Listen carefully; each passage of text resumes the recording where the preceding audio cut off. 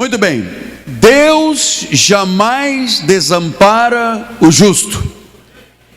Tema de hoje, da nossa 7ª aula de aplicação do módulo número 6 do seminário Construindo uma Casa sobre a Rocha. Abra sua Bíblia, por favor, no Salmo 37, versículo 25. E começamos agora, 11 horas da manhã, esse estudo precioso sobre o tema Deus jamais desampara um justo. Diz assim David: fui moço e agora sou velho, porém jamais vi um justo desamparado, nem a sua descendência mendigar o pão. Que esta palavra abençoe todos os corações. Vamos orar a Deus.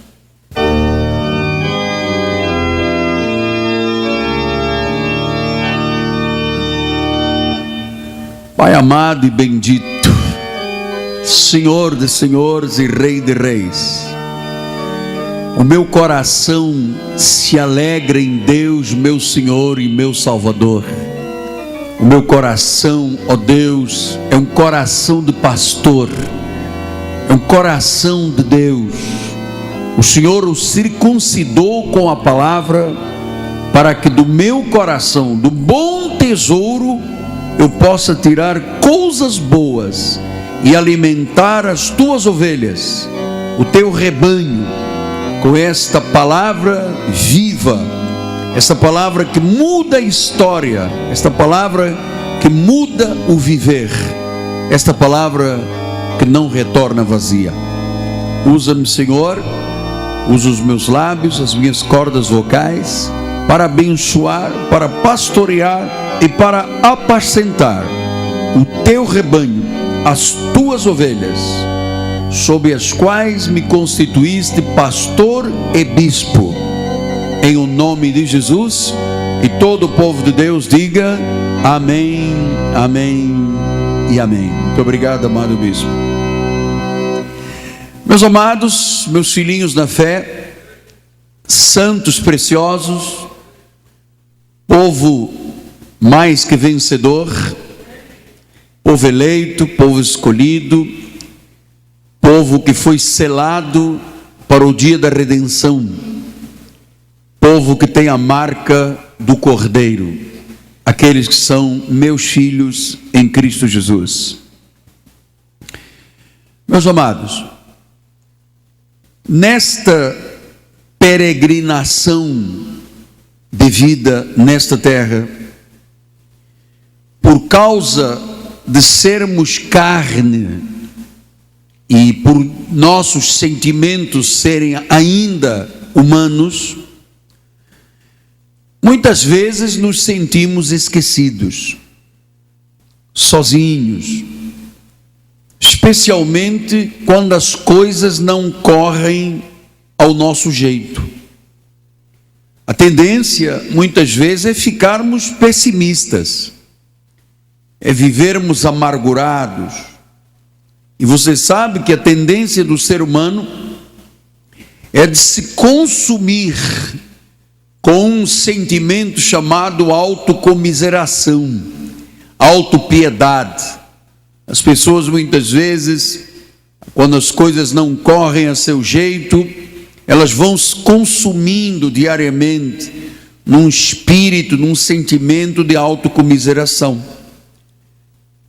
E não é por um acaso que a Bíblia 73 vezes diz que Deus se lembrou de alguém.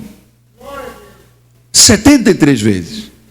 Veja no ponto 1 da sua apostila, A, diz em Gênesis: lembrou-se Deus de Noé e de todos os animais selváticos, todos os animais domésticos que com ele estavam na arca. Diz que se lembrou Deus de Noé. No livro de Apocalipse 16:19 disse E a grande cidade se dividiu em 3 partes, e caíram as cidades das nações. E lembrou-se Deus da grande Babilônia. Lembrou-se. Então, Deus jamais poderia desamparar um filho dele. Agora, Deus quer que saibamos que podemos contar sempre com ele. Deus jamais se esqueceria de um filho. Ele vai nos maravilhar sempre com as suas bênçãos. Ele vai sempre nos surpreender com a sua bondade. Mas para isso precisamos de confiar nele totalmente. Totalmente. Portanto, quando a Bíblia diz em 73 passagens que Deus se lembra ou se lembrou, isso não significa apenas que Deus pensou em nós, ou pensou em Noé, ou pensou na Babilônia, ou pensou em alguém. Não é apenas que Deus pensou. O que Deus está mostrando em sua palavra é Ele dizendo: olha, eu estou presente na tua vida. Eu posso fazer por você o que você nunca viu antes, nem nunca imaginou. Isto é o significado da palavra lembrar de Deus. Assim, nós vamos esta manhã ver como em vidas práticas, pessoas como eu, como você, porque a Bíblia é um livro de vida, é um livro de histórias de vida. Nós vamos ver com um personagem bíblico muito importante, que é Raquel. Você sabe, Raquel queria ter um filho, e ela tinha o seu útero estéril. E você sabe que, à luz da Bíblia Sagrada, uma mulher estéril, especialmente no tempo dos patriarcas, ela era menosprezada. Ela trazia vergonha ao seu marido quando não podia gerar filhos. Então Raquel, veja, ela se sentia vazia, sozinha, ela se sentia muito menos do que deveria ser. E para piorar as coisas, sua irmã Lia, a mais velha, era uma mulher fecunda. Diz em Gênesis 29:31, vendo o Senhor que Lia era desprezada, fê-la fecunda, ao passo que Raquel era estéril. Versículo 32, concebeu, pois, Lia, deu à luz um filho, a quem chamou de Rúben, pois disse: o Senhor atendeu a minha aflição, por isso agora me amará meu marido. Versículo 33, concebeu outra vez, deu à luz um filho, soube o Senhor que era preterido, e me deu mais este, chamou-lhe de Simeão. Outra vez concebeu Lia e deu à luz um filho, e disse: agora desta vez se unirá mais a mim o meu marido, porque lhe dei à luz 3 filhos, por isso lhe chamou de Levi. Então, versículo 35, de novo concebeu e deu à luz um filho, então esta vez louvarei o Senhor, por isso chamou de Judá, e cessou de dar à luz. Então, essa história destas duas irmãs é muito curiosa, porque Raquel diariamente sofria, porque ela queria ter um filho, e a irmã dela concebeu um atrás do outro. Então, cada filho que a irmã dela dava à luz, era como colocar vinagre com sal numa ferida de Raquel. Era doloroso demais.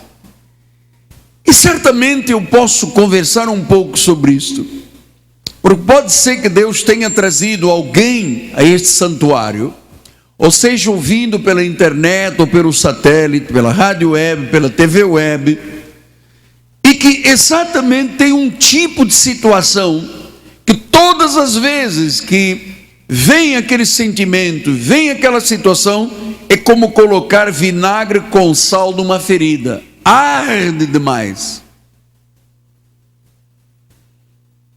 Às vezes são sentimentos que vão silenciosamente desabrochando na vida da pessoa, e a pessoa, sem se aperceber, um dia se sente complexada, se sente desanimada, se sente com desejo de parar a vida.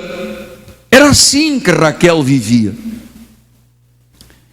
Mas um dia, algo aconteceu que reverteu a vida de Raquel, reverteu tudo. E em Gênesis 30, 22 a 23 diz: lembrou-se Deus de Raquel. Lembrou-se Deus de Raquel. Deus disse: Raquel, eu tenho um tempo para todas as coisas. Eu não te abandonei, eu não te desprezei. Raquel, eu ouvi você e eu te fiz agora fecunda. Ou seja, de um estado de abandono, de solidão, de menosprezo, de repente esta mulher, Deus se lembra dela e honra o pedido do seu coração. Ela queria ter filhos. E diz o versículo 23, ela concebeu e deu à luz um filho e disse: Deus me tirou o meu vexame. Então, o que ela estava vivendo? Um vexame. Porque para uma mulher, no tempo dos patriarcas, era um vexame, era uma vergonha se ela não podia dar filhos ao marido. Era a continuidade, era a descendência. Então ela disse: Deus me tirou o meu vexame. E sabe, essas entrelinhas destas passagens bíblicas são muito importantes para nós que somos da fé, somos da graça, porque assim como Raquel, por não ter filhos, não ter tido filhos até então, vivia um vexame. Eu às vezes ponho-me a pensar em situações do dia a dia. Às vezes o vexame é porque não há dinheiro em casa. Às vezes o vexame é porque a pessoa tentou uma vez, duas e não conseguiu passar numa faculdade. Às vezes a pessoa quebrou uma empresa e a pessoa vive um vexame de vida. Mas o que eu quero lhe dizer é que há um dia em que Deus pode reverter todas as situações. Então olha, como é importante quando Deus se lembra de alguém, como é importante quando Deus exerce a sua misericórdia, quando Ele maravilha alguém com a sua bondade. Como é importante. Raquel achava que não tinha sequer forças para viver, ela vivia um vexame.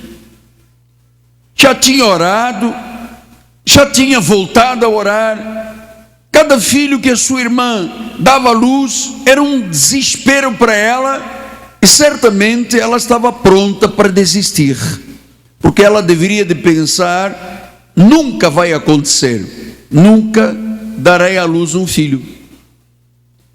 Mas esta mulher era uma mulher de Deus,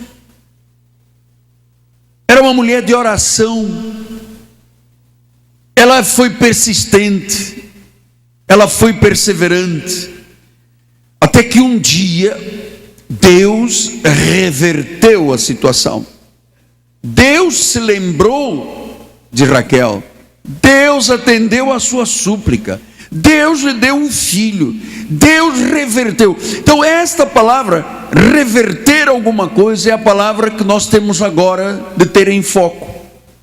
Porque às vezes a pessoa está doente, às vezes a pessoa, como Raquel, se sente sozinha, esquecida, vazia, frágil. Talvez alguém entre nós tenha desistido dos seus sonhos. Talvez um ex-marido tenha dito: você nunca será feliz. Ou alguém que parou de estudar e alguém chegou e num banho de água fria disse: você nunca mais vai voltar a estudar.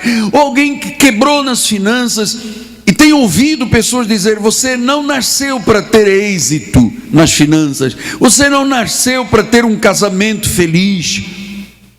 Para que você está sonhando? Sabe, estas são as situações de Raquel. São situações de pessoas como nós. Mas Deus sabe, amados, que cada sonho que Ele colocou em nosso coração, cada promessa que você recebe e guarda lá dentro, cada desejo profundo que cada um de nós tem, o mais importante é que Deus sabe como realizar e o tempo de realizar. Isto me encoraja a nunca desistir de nada, porque às vezes é verdade, há períodos que nós não vemos nenhum progresso. Há períodos que você não vê uma porta se abrir, não vê uma oportunidade chegar. Há períodos que nós nos sentimos até insignificantes, esquecidos, como se nada de nós fosse importante. Às vezes são anos difíceis. Eu vivi assim, já não lhe disse isso aqui inúmeras vezes. Quantas vezes durante anos eu me arrastei pela vida. Eu comecei a pensar também, olha, isto nunca vai mudar. E eu vou lhe dizer uma coisa que nunca disse publicamente, mas vou lhe dizer esta manhã. Às vezes até vontade de morrer eu tive. Isso era dramático, porque eu tinha uma família, eu tinha um ministério, mas às vezes até vontade de morrer. Então, parecia que a vida estava decrescendo.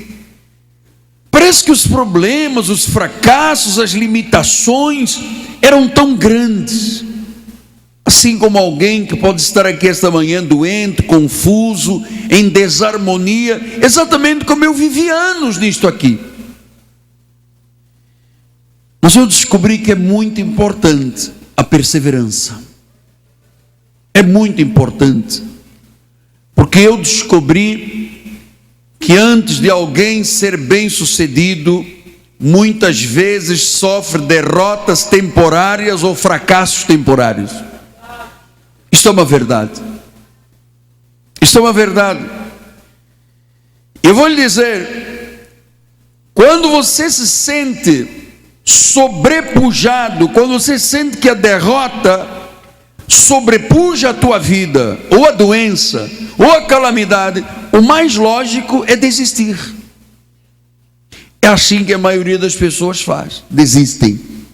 Desistem do casamento, desistem dos sonhos, desistem das conquistas, desistem. É mais fácil desistir.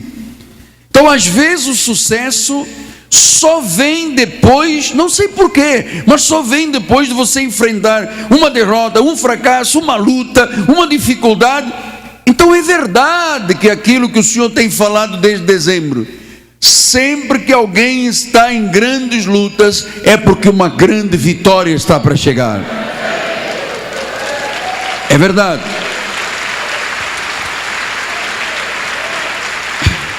Então, pastor, o senhor disse no domingo que o que mudou na sua vida foram as atitudes. É verdade. Foram as atitudes, porque os problemas estão todos aí, as dificuldades fazem parte do dia a dia.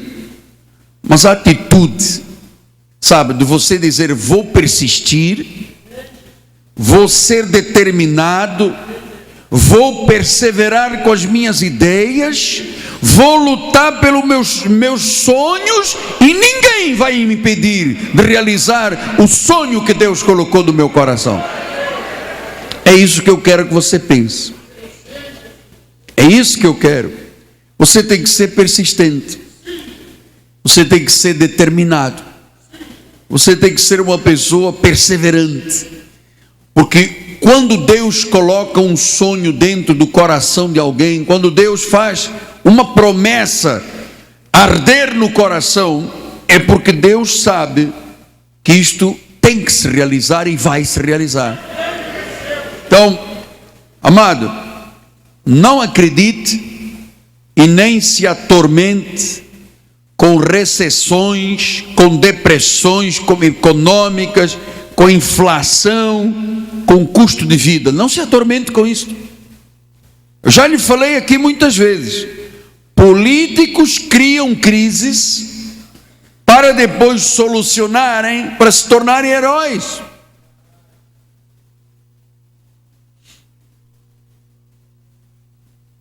Políticos criam crises para depois serem heróis. Então nós entendemos, amado, que se nós invocarmos as promessas de Deus, elas vão se manifestar na nossa vida. No ponto 2d, diz em Filipenses 4, 13 e 19, diz a palavra do Senhor: tudo posso naquele que me fortalece. Amado, quando a Bíblia diz que você pode tudo, então você pode sim sair de qualquer situação, de qualquer abandono, de qualquer miséria. Você pode interromper qualquer ciclo do mal na tua vida, porque Ele que te fortalece já fez isso por você. Você pode. Você pode. Você pode. Você pode. Pode tudo. Significa então que esses sentimentos e essas emoções que às vezes querem que nós desistamos, não são para permanecer na nossa vida. Paulo diz em Filipenses 4,19: o meu Deus, Ele sabia quem era Jesus. Você pode ter entrado aqui com a sua vida sem nenhum significado.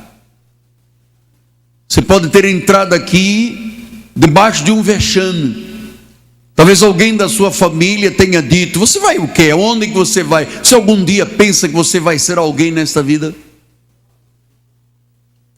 Mas saiba de uma coisa: o meu Deus, que é o Deus da Bíblia Sagrada, se lembrou de você esta manhã. Ou seja, Ele disse: estou aqui presente, segundo a sua riqueza em glória, há de suprir em Cristo Jesus cada uma das vossas necessidades. Amado, você tem que acreditar nisso. Tem que acreditar. Isso aqui não pode se esquecer. Você não pode simplesmente achar que a sua vida não tem como deslanchar. Você não tem como conquistar, como comprar a tua casa, fazer um curso superior. Olha, mas nós temos aqui um convite da nossa querida pastora Francisca, responsável pelos telefones da igreja. Francisca está esta manhã na igreja? Não veio?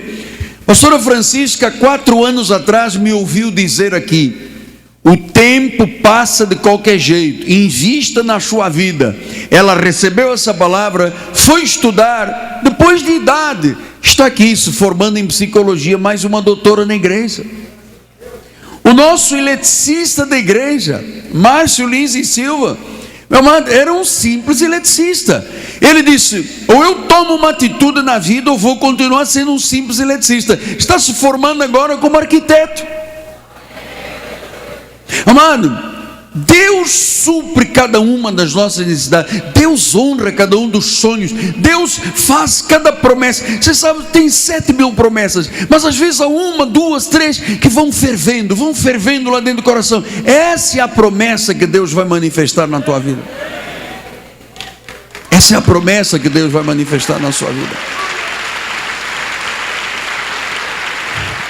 Apóstolo, e como o senhor tem essa garantia? Olha, porque Lucas 17, 21 diz: nem ele aqui ou lá está, porque o reino de Deus está dentro de vós. Você já imaginou o reino de poder está dentro de nós? Sabe, a nossa mente é muito limitada para entender estas verdades às vezes. O reino de Deus está dentro. O potencial de Deus está dentro de nós. O milagre de Deus está dentro de nós. A força de Deus está dentro de nós. O alcançar de Deus está dentro de nós. Sabe, dentro de nós está o reino. Dentro de nós está Jesus. Então, como é que um filho que tem o reino pode ser derrotado? Não pode. Não pode ser derrotado. O reino de Deus é inesgotável. O reino de Deus está disponível. Então nós temos que usar a nossa fé. Não é viver insatisfeito com a vida, é usar a fé. Nós somos um povo ativo, um povo que tem força. Você pode sim realizar os sonhos que Deus colocou, porque é Ele quem vai realizar, amado. Mas apóstolo, eu mexia com transações no mercado financeiro, pode dizer alguém entre nós, ou assistindo, e eu fracassei. Apóstolo, estou lhe ouvindo pela internet, meu negócio está prestes a fechar. Ou alguém que diz, eu vivo de aluguéis, os meus inquilinos não pagam, apóstolo.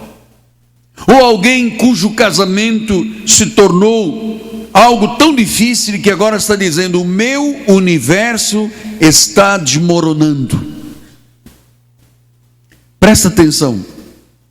Paulo disse que segundo as riquezas do Senhor, segundo as riquezas de Deus, eu acredito, e ponho a mão na Bíblia dizendo isso, eu acredito que o céu e a terra estão trabalhando juntos para reverter qualquer situação esta manhã aqui na igreja. Eu creio nisto, e eu quero que você creia nisto.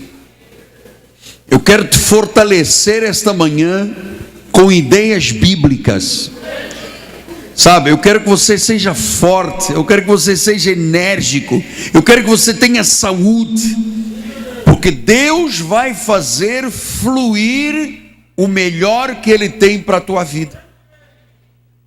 Deus vai te dar um relacionamento harmonioso. Deus nunca falha, Ele tem o poder de mudar qualquer situação. Mas apóstolo, eu venho orando há muitos anos e nada aconteceu. Eu orei muitos anos também. Apóstolo, o senhor não me conhece. Eu tenho um relacionamento cheio de agressões verbais, agressões físicas. O senhor não sabe, apóstolo, eu às vezes não tenho nem coragem de olhar para mim num espelho, pode dizer alguém. Olha, todo mundo à minha volta é abençoado, apóstolo.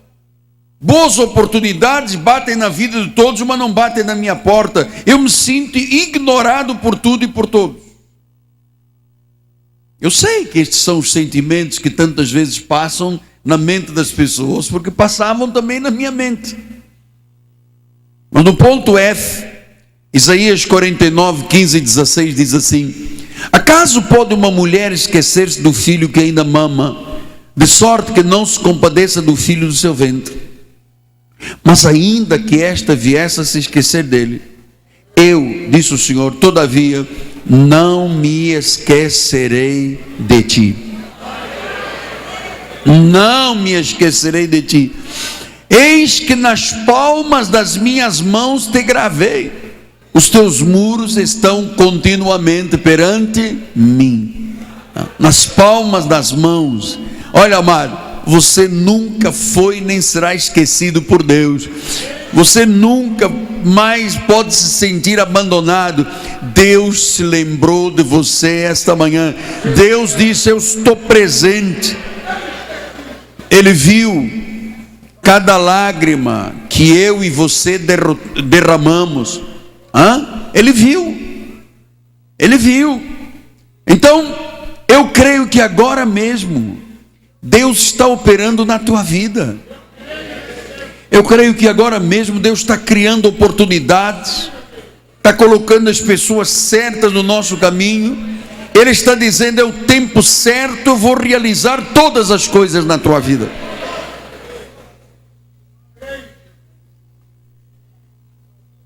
Olha, amada, talvez haja alguma senhora aqui esta manhã que está fazendo muitos sacrifícios pelos filhos. Você talvez tenha se esquecido de você. Nós temos uma senhora aqui na igreja que me disse aqui: apóstolo, eu lavei e passei roupa durante muitos anos para formar uma filha como médica e um filho como engenheiro. Vemos aqui na igreja.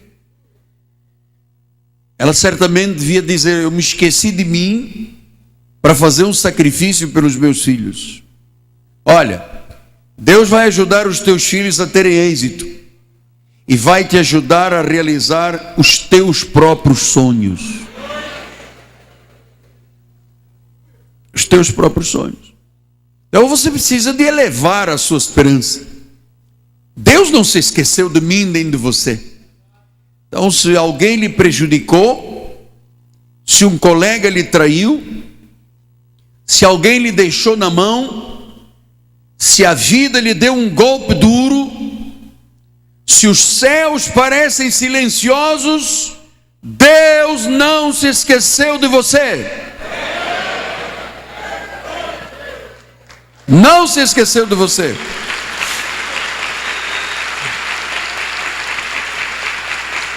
Deus não se esqueceu das injustiças que você e eu sofremos, dos anos de sacrifício. E a colheita do que você semeou, você tem que saber, você semeou, você colheu. Você vai colher sementes do passado, sementes do presente ou sementes do futuro. Deus disse: chegou a tua vez. Nós temos a nossa vida gravada nas palmas das mãos de Deus. Então não se arraste pela vida com negativismo, se sentindo só, deixado de lado, esquecido. Deus se lembra de você e Ele pode hoje reverter qualquer situação na tua vida. Há muitos casos na Bíblia Sagrada assim. Por exemplo, José. Olha, o filho de Raquel, José. Você sabe, José foi traído pelos irmãos. Foi falsamente acusado por uma mulher, a esposa de Potifar, um oficial do exército, de que ele estava dando em cima dela. Faraó botou esse homem na prisão 13 anos, por alguma coisa que ele não fez. José passou tempos difíceis, mas tempos difíceis são um teste da fé. Os tempos difíceis que eu vivi, anos, foram um teste de fé. Mas você sabe, o foco desta mensagem é que Deus reverte situações. Deus muda qualquer situação de repente, num abrir e fechar de olhos. Então um dia Faraó teve um sonho.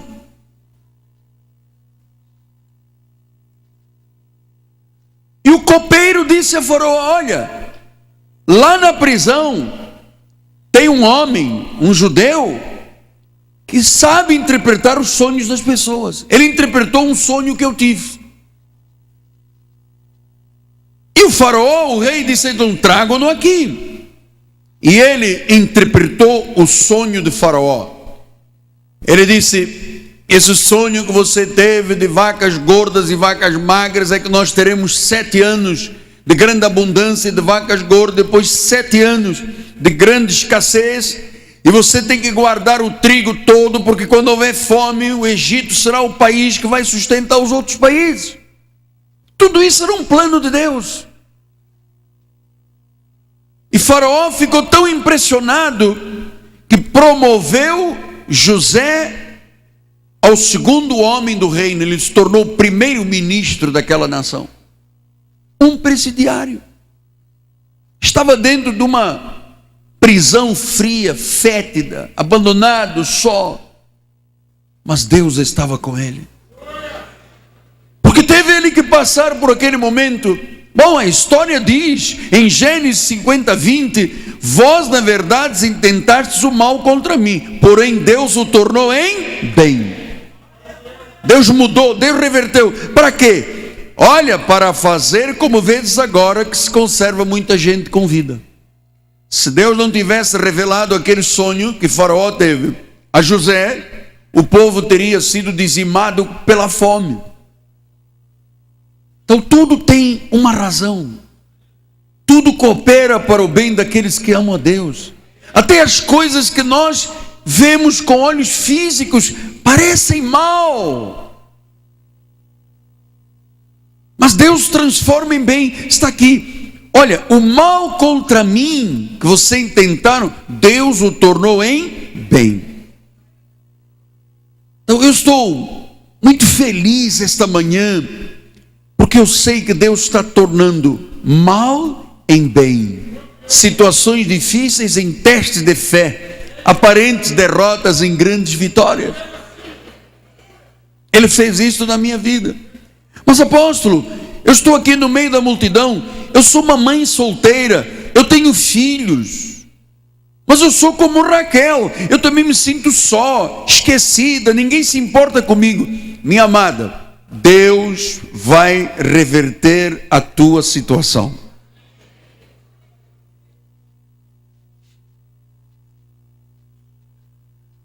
Há alguém do outro lado nos ouvindo que está se despedindo da vida. Talvez o médico tenha dito a esta pessoa que ela não tem mais do que 1 ou 2 meses de vida. Está se despedindo. Está descartando os seus sonhos. Está prestes a perder o que lhe resta desse fiozinho de vida. Se você crer, Deus vai reverter essa situação. Ele ressuscita mortos, porque Ele não pode dar vida a quem ainda está vivo. Deus vai fazer isso. Talvez você esteja prestes a perder uma casa, um emprego pelo qual você batalhou tanto, ou alguém que saiu da tua vida, que você tanto amou, que você tanto investiu. Deus pode lhe dar alguém mais digno. Então, lute contra qualquer sentimento de menos-valia, porque Deus se lembrou de você. Há um emprego muito melhor, se você perdeu ou foi despedido ou perdeu o emprego. Há um emprego com mais benefícios, há um emprego com salário mais alto. Deus tem coisas extraordinárias quando o povo de Deus crê nele. Amado, Deus sabe por que Ele te colocou neste mundo. Deus sabe o que você veio fazer a esta terra, qual é a sua missão. Mesmo para aquela pessoa que está num leito de morte. Sabe o que diz o Salmo 118, 17? Não morrerei, antes viverei e contarei as obras do Senhor. Levante-se curado nesta hora. É Deus que te cura, é a palavra que te cura. Deus não te abandonou. Deus não te abandonou. Essa doença serviu para alimentar a serpente. Hoje Deus interrompe e te cura. Amado, Deus sabe por que Ele me colocou nesta terra. Por que eu tive que passar por um acidente tão grave? Por que eu tive que estar 2 anos em leitos de hospitais? Eu tenho 5 irmãos, por que não pegou um irmão meu e pegou a mim? Era comigo, a história era comigo. E Deus sabia que se eu não tivesse passado pelo acidente, pelas 20 cirurgias, pela cadeira de rodas, pelas muletas, eu não poderia ser um pastor. Eu não poderia entender o sofrimento dos outros. Eu não poderia entender a espera que o Ademir está tendo na cadeira de rodas ainda. Eu não poderia entender a fragilidade do corpo. Quantas vezes eu vi o meu corpo apodrecido em vida, amado, cheio de bichos. Mas sabe, o Criador nos conhece. Ele sabe porque te colocou aqui nesta terra. Ele sabe, amado. Ele te conheceu antes de tu nasceres. Diz o livro de Jeremias, o profeta, capítulo 1, versículo 4 e 5. A mim me veio a palavra do Senhor dizendo: antes que eu te formasse no ventre materno, eu te conheci. Amado, nós não somos mais um número, nós não somos um acaso. Eu não sou crente, você não é cristão, você não é uma pessoa salva porque alguém te disse venha daí, ou porque eu ouvi, ou porque alguém me deu um folheto. Isso tudo está dentro de um plano de Deus. Ele diz: eu te conheci antes de te formar, e antes que saísses da madre, antes da sua mãe lhe ter dado a luz, diz: eu te consagrei, eu te constituí profeta. No caso de Jeremias, amado, Deus nos consagrou. Ele disse: você é meu, você é ovelha, esteve desgarrada, por um pouco de tempo te deixei, mas logo te cobri de misericórdia. Ele te deu uma missão nesta terra. Deus afinal pode fazer tudo por mim e por você. Você sabe quantas vezes eu ouvi as pessoas dizendo que eu não sairia da cadeira de rodas? Como eu sofri pressão porque tinha que amputar uma perna. Como eu vi em Portugal portas fechadas, porque em 74, 75 havia um governo comunista em Portugal, e nós que éramos das colônias, éramos chamados de segunda classe, eram retornados. Eu fiz montes de provas, passei em primeiro lugar para montes de coisas do governo. Quando eu chegava dizia: eu sou de Angola, aguarda telefonema, estou até agora aguardando. E eu dizia: puxa, mas eu quero ser professor aqui, eu quero isto, eu quero aquilo. E todas as portas estavam fechadas. E eu dizia: meu Deus, mas como pode? Eu agora sou de Jesus, como é que é? Afinal de contas, Senhor, tu existes, não existes? E Deus disse: eu estou trabalhando, Miguel. A tua história não tem ligação agora com este país. Eu vou te levar para um país que é a pátria do Evangelho. Vou te levar para o Brasil. Lá eu vou te fazer grande como só os grandes são grandes, amado. E olha, saí dessa cadeira de rodas aí, hein? Olha lá, saí dessa cadeira de rodas. Amado, o teu nome é grande, como só os grandes têm nome grande. Você é filho do rei. Você é filho do Todo-Poderoso. Você está debaixo de um mover sobrenatural. Você vai vencer todas as coisas, porque Deus não é limitado.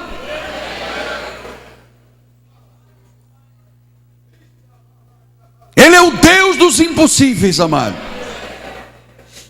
Então você tem uma missão, como eu tenho nesta terra. Você tem um destino a cumprir aqui nesta terra. Você tem um chamado santo para cumprir nesta terra. E nada, nem ninguém pode impedir esta missão na tua vida. Nem a doença pode, nem os inimigos podem, nem qualquer recessão que tiver nesta terra. Nada pode contra aquele que tem Jesus como o Senhor. Não pode.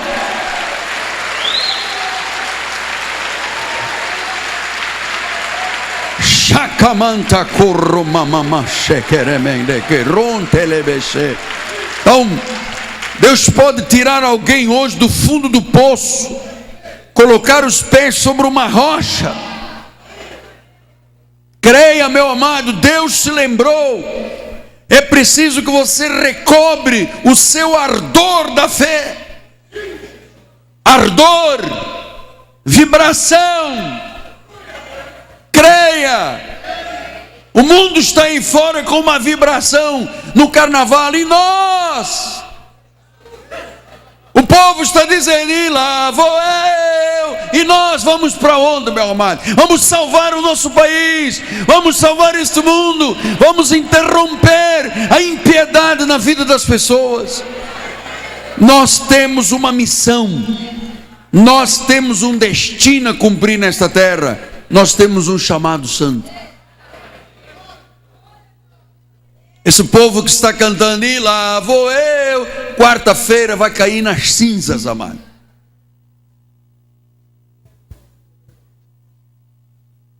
Deus não se lembrou deles, amado. O Altíssimo se lembrou de mim e de você. E eu creio que nesta hora está acontecendo um milagre na tua vida, na minha vida. Mesmo aquela pessoa que está me ouvindo diz: apóstolo, eu fui violentada quando era jovenzinha, eu fui negligenciado pela minha família, eu nunca tive estabilidade de nada, apóstolo. Um senhor que veio um dia aqui na frente, cabeça branca, e disse: apóstolo, eu nunca fui amado por ninguém nem por nada. Talvez você que tenha passado por lares, casas de família, você tem se sentido confusa, esquecida, mas o Pai Celestial te defende. O Pai abre novas oportunidades. Ele cria uma saída onde não há saída humanamente.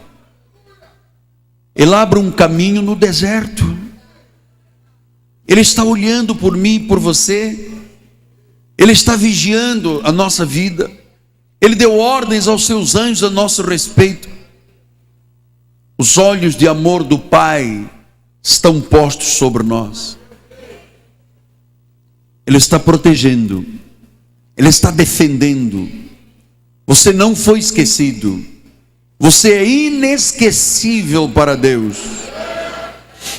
Foi assim com Raquel, da escuridão para o sol, de um útero que não era fértil, de uma mãe que deu filhos à luz.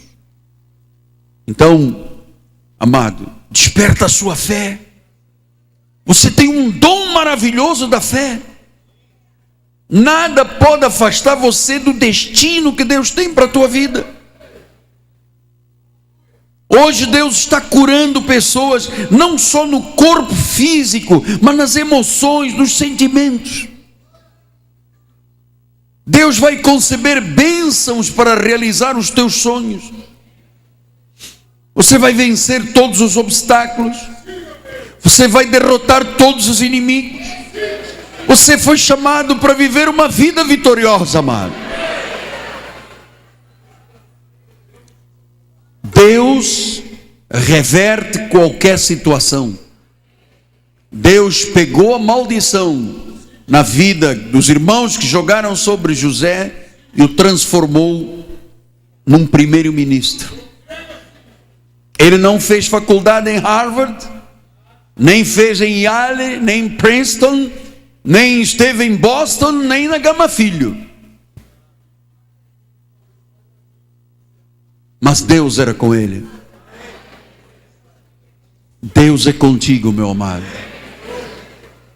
Você sonhou em ser dono de uma empresa? Lute para ter essa empresa. Você sonhou para se formar? Faça como a pastora Francisca, faça como tantos irmãos aqui da igreja, que depois de idosos voltaram a estudar, amado. Deus colocou no teu coração que você vai ser feliz, você vai ser feliz.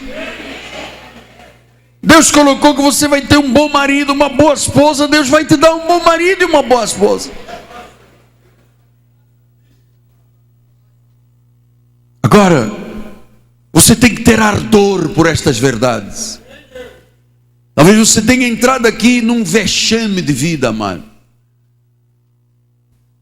Sim, pode ser que alguém esteja me ouvindo, esteja aqui dentro, no meio da multidão. Diz: apóstolo, eu tenho usado droga, eu lhe confesso assim, só ao senhor eu digo, ninguém sabe, mas eu cheiro cocaína, eu fumo crack, sabe, apóstolo, a minha vida é dupla, eu tenho um rosto para lhe mostrar e eu tenho outro rosto para a minha família. Olha, amado, Deus se lembrou de você. Deus se lembrou de você. E olha, você que está lá, estava se despedindo da vida. Eu gosto de saber e sentir que Deus é o Deus dos impossíveis, amado.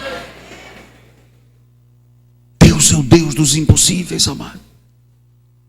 Sabe quando Deus colocou o desejo de construir uma catedral? Eu vou depois lhe mostrar outros filmes aqui em outro dia, para você ver. Isto era uma rocha gigante, era uma lagoa de lama, era tudo difícil, amado, tudo difícil, tudo era impossível. Deus colocou as pessoas certas. Havia um plano de um governo que sequestrou o dinheiro de todo mundo, meu amado. Muita gente morreu de infarto, de AVC. Não havia dinheiro, não havia nada. O Brasil estava paralisado. Saíamos de uma inflação de 85% ao mês.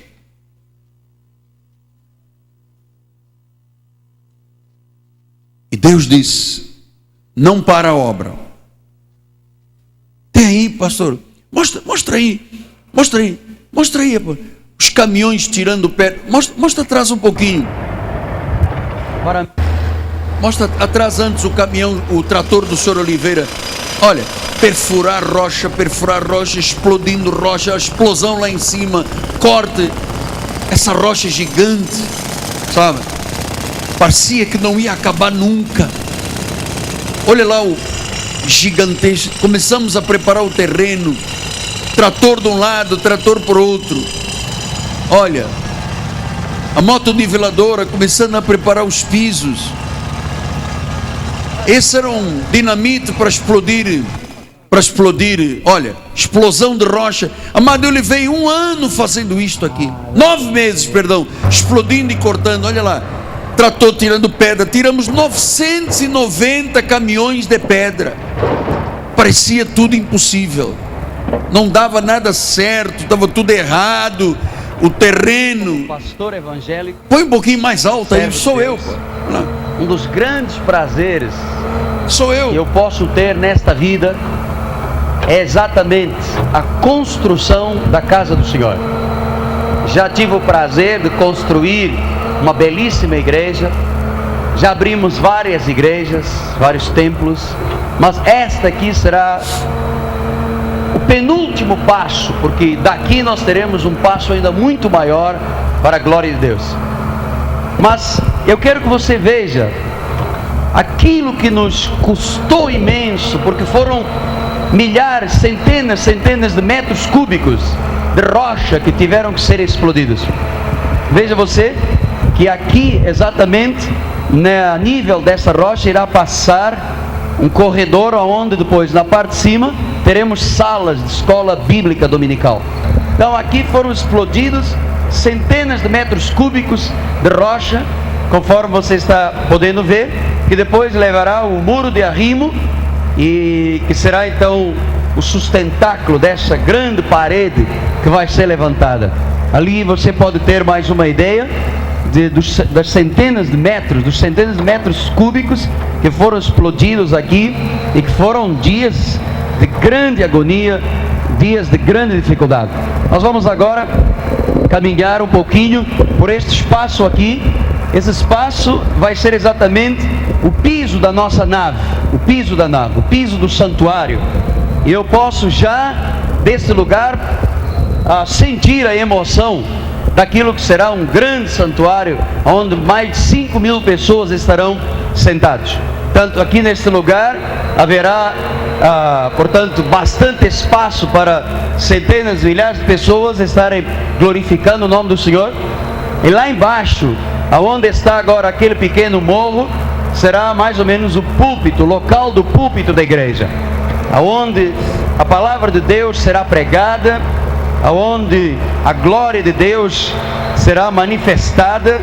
E eu tenho a certeza absoluta de que o Espírito de Deus já está sobre este lugar. Então é de lá que a palavra de Deus será pregada. Nós estamos falando pela fé, estamos agora nos fundamentos da igreja, mas já podemos dizer que daí e dali sairá a pregação do poder de Deus. Eu tenho a certeza absoluta que os nossos filhos, assim como o meu filho que está lá brincando, e os nossos netos poderão desfrutar, se Jesus não voltar antes, e as gerações desse lugar que está sendo erguido para a glória do nosso Pai.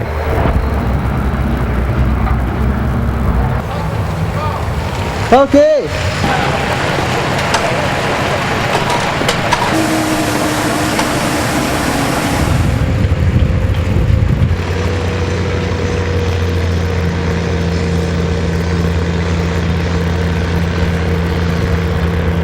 Nós vamos agora abençoar, orando por estes ferros, por estas colunas, que serão na realidade o sustento de centenas de toneladas, não só de cimento, terra, areia, pedra, mas depois de milhares de pessoas que aqui entrarão.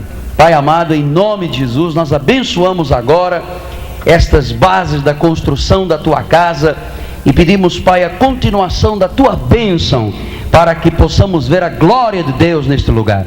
Tu sempre pedistes, Pai, a construção da Tua casa. Salomão teve o prazer de construir a casa do Senhor. Ageu reclamou com o povo em função da construção da casa do Senhor. Ó Deus, tantos outros servos foram chamados, e Tu nos dás agora este privilégio de vermos esta casa sendo erguida. É para a glória de Jesus que nós abençoamos esta base, este fundamento, para a glória de Deus. Amém, Senhor. Agora estamos aqui já no retoque final da concretagem de mais algumas vigas e colunas que estarão depois naturalmente debaixo da terra, né? Mas que são os fundamentos da casa do Senhor. E é importante que todos nós saibamos que esses retoques que estão sendo dados, com a parte de ferro, a parte de formas, são exatamente para que tudo possa sair conforme os esquemas, os cálculos, as estruturas que a parte de engenharia e de arquitetura determinou. São aí os nossos amigos trabalhando, e certamente a bênção de Deus está sobre a vida deles, porque estão tendo a honra também de servirem a casa de Deus, a uma igreja, a um templo, onde milhares de pessoas serão salvas para a glória de Deus. No coração, e depois começar a praticá-lo. E então de insensato você vira para o tempo, de pessoa desconexa e inflexível você vira uma pessoa santa, de pessoa levada pela corrupção você vira uma mulher ou um homem típico da palavra de Deus. Nós estamos aqui construindo uma igreja que tem alicerces. E quais são os alicerces espirituais? Você tem que crer em Jesus, você tem que crer na Bíblia, sabe? Olha, eu mais uma vez volto à televisão para falar não só da minha emoção como pastor desse movimento e um homem de fé que está sendo um instrumento de Deus para a construção deste grande templo. Aleluia. Mas também, acima de tudo, porque isto é possível por causa do povo que nós temos. Aleluia. Por causa da grande família evangélica, porque a andorinha sozinha não faz verão. É preciso a motivação de um povo, o envolvimento de um povo. E o que nós estamos vendo aqui é exatamente isto. Um povo motivado, que está entendendo que Deus está envolvido com a nossa igreja. Deus tem como objetivo a construção dessa igreja, até porque em cada rua hoje do Rio de Janeiro você encontra motel, encontra barzinho, encontra casas de perdição, e muito pouco se faz de igreja. Então este será um ponto e um marco para a cidade do Rio de Janeiro. Eu louvo a Deus por poder estar vivo numa época tão difícil para a humanidade, mas tão importante para a Igreja Cristo Vive, que é exatamente a construção da sua casa. Aleluia.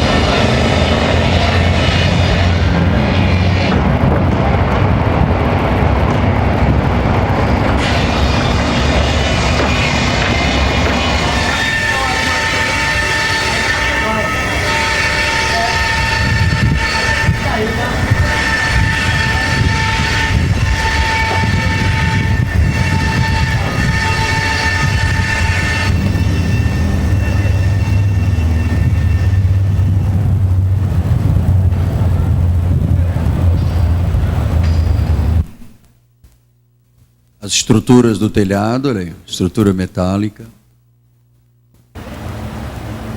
Bispo Mussalã ali, de barba, cabelo grande, hein?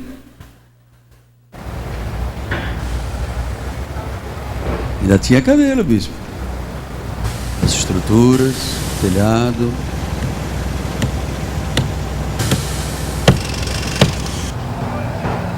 Pronto o telhado.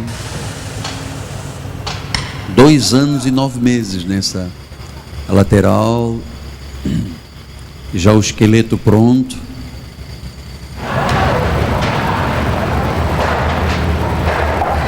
Mezanino.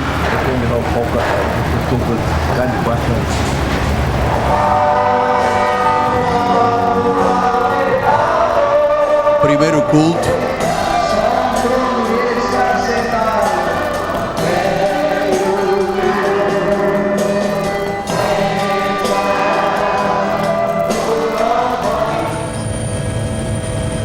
Visto de helicóptero. um sino, não é? Figura de um sino. Segundo culto. Tua esposa, mesmo que haja tudo aos teus olhos impossível, eu declaro salvo.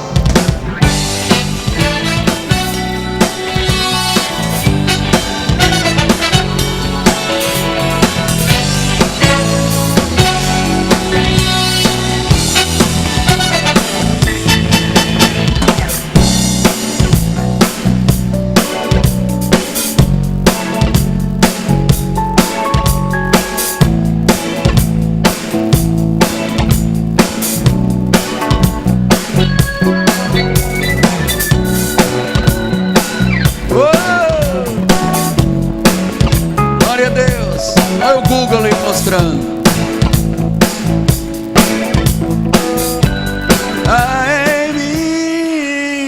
Deus pode, amado. Deus pode. Deus pode. Deus se lembrou de Raquel. Deus se lembrou de você.